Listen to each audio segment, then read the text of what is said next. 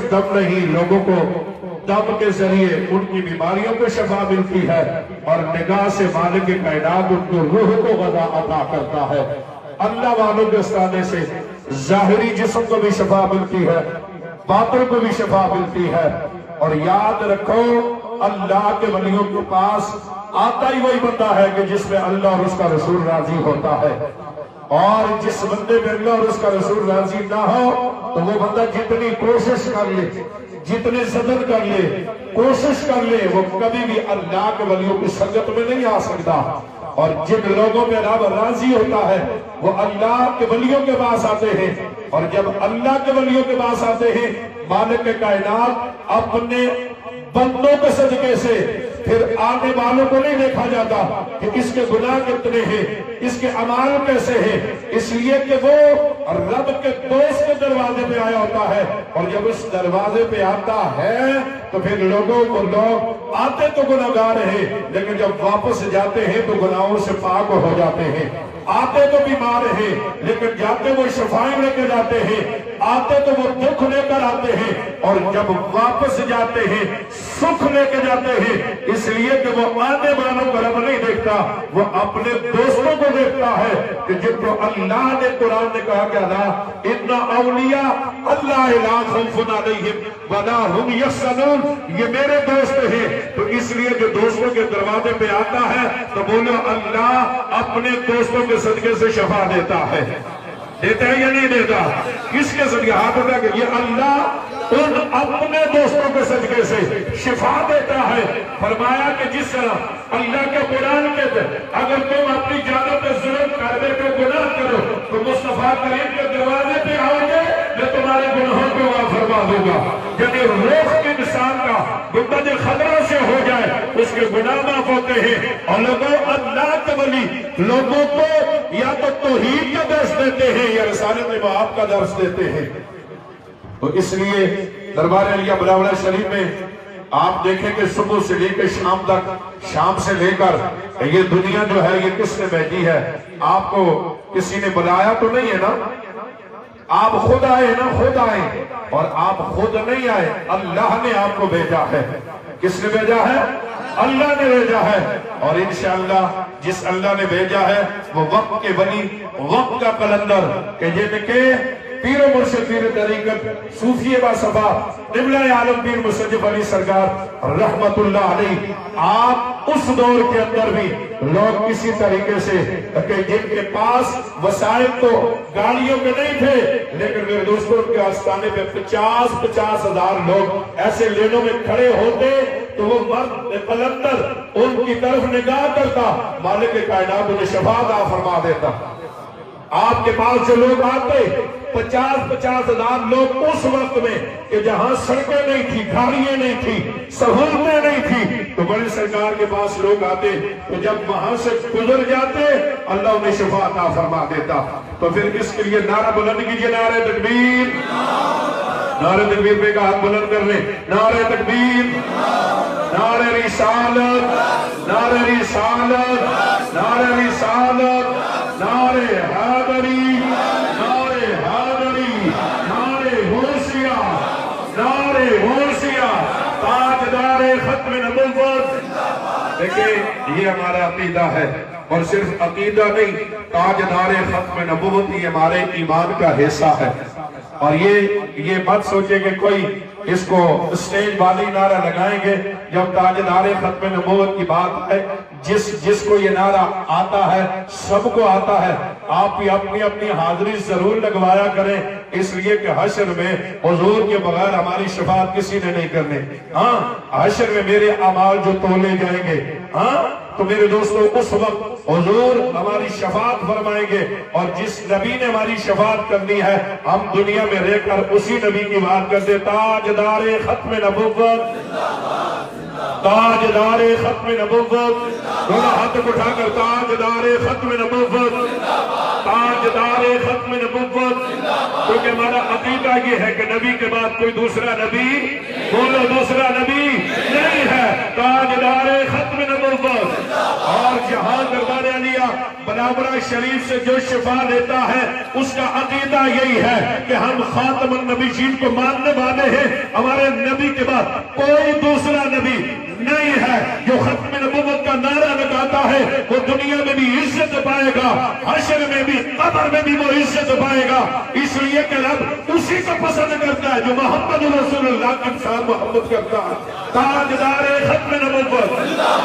آپ میں سے بھی نعرہ لگایا کرے، تاجدار ختم نبوت، تاجدار ختم نبوت، تاجدار ختم نبوت۔ ہاں آگے جا رہا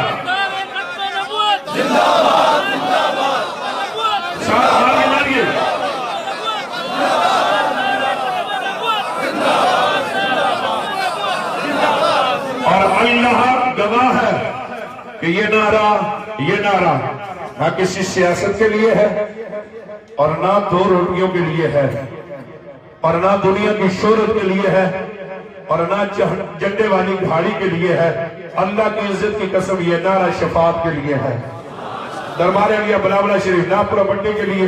نہ وزارت کے لیے، نہ تجارت کے لیے، نہ امیری کے لیے۔ بادشاہ سرکار فرماتے کچھ نہیں چاہیے، ہمارے بڑوں نے تو سوکھی روٹیاں کھا کے بھی تاجدار ختم نبوت کی بات کی ہے۔ ہمیں دنیا میں کچھ بھی نہیں چاہیے، بس ایک بات ہے، جب دنیا سے جائیں تو کلمہ نصیب ہو جائے، قبر میں جائیں تو حضور کی زیارت نصیب ہو جائے۔ کہا تھا نا کہ جو اس کے سرکار کی ایک شمع جلا لو دل میں، بعد مرنے کے لحد میں بھی اجالا ہوگا۔ ہم تو اس لیے نعرہ لگاتے تاجدار ختم نبوت،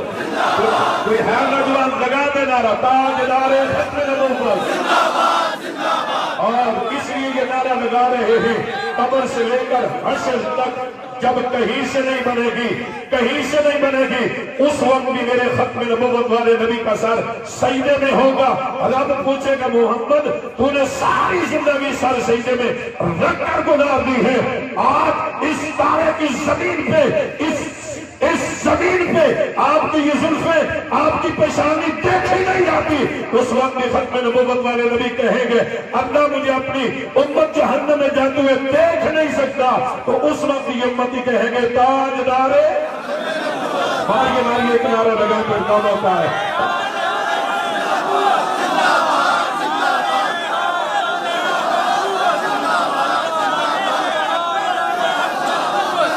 کیوں یہ نعرے سلامت رکھیں؟ اللہ گواہ ہے کہ قیامت کا منظر ہی ایسے ہوگا، آگے بلال ہوں گے، سہاری پہ ختم نبوت والے نبی ہوں گے یا نہیں ہوں گے، اور اس کے پیچھے صحابہ ہوں گے، میرا صدیق ہوگا، عمر ہوگا، عثمان ہوں گے، علی ہوں گے، سارے صحابہ، اور ان کے پیچھے غوث جلی ہوگا۔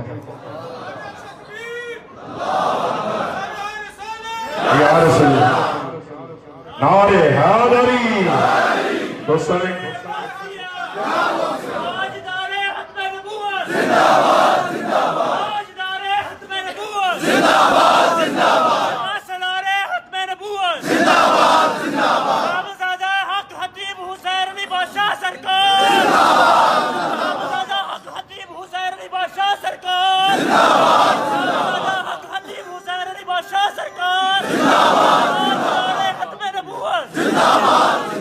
تاجدار ختم نبوت زندہ باد، تاجدار ختم نبوت زندہ باد۔ ماشاءاللہ، اس لیے یہ نعرے ہاتھوں کو بلند کر کے لگوائے جا رہے ہیں کہ دیکھنے والا کو یہ نہ کہے کہ یہ لوگ مجبور ہو کے نعرہ لگا رہے ہیں، دیکھنے والا دیکھے تو کہے یہ محبوب ہو کے نعرہ لگا رہے ہیں، اور یہ کوئی نہ کہے کہ یہ نعرے کیوں لگا رہے ہیں، ہم دم کے لیے نعرے نہیں لگا رہے، ہم تو شفاعت کے لیے نعرے لگا رہے ہیں۔ اس لیے ہر بندہ جب بھی استانے پہ آیا کرے، دم کے لیے سرکار آئیں، اور سٹیج میں تو نعرہ لگتا ہے، یہ کیا بات ہوئی کہ کیا سٹیج سے نعرہ، جب بھی سرکار چونکہ سپہ سالار ہیں، عقیدہ ختم نبوت، جب بھی آپ کہیں کسی محفل میں، کسی بھی میلاد کی محفل ہو، مسجد میں آئیں، یہاں دم کے لیے آئیں، تو پنڈال کے اندر سے عشق رسول رکھنے والوں کی زبان پہ یہ خود بخود جاری ہو جائے تاجدار ختم نبوت۔ اور یہ کوئی فرقہ وریت کی بات نہیں ہے، یہ کسی کو دکھانے کی بات نہیں ہے، میرے دوستو یہ ہمارے ایمان کی بات ہے، ختم نبوت کے بغیر ایمان مکمل ہو سکتا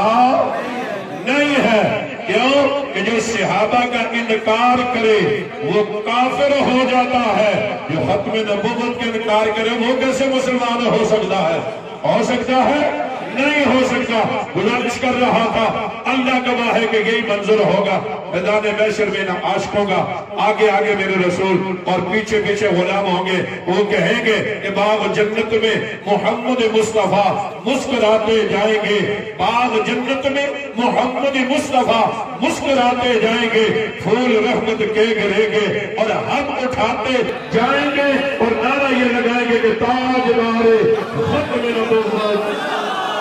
تاجدار ختم نبوت، سپہ سالار عقیدہ ختم نبوت، سپہ سالار عقیدہ ختم نبوت۔ میری مراد صاحبزادہ آپ حکیم حسین علی بادشاہ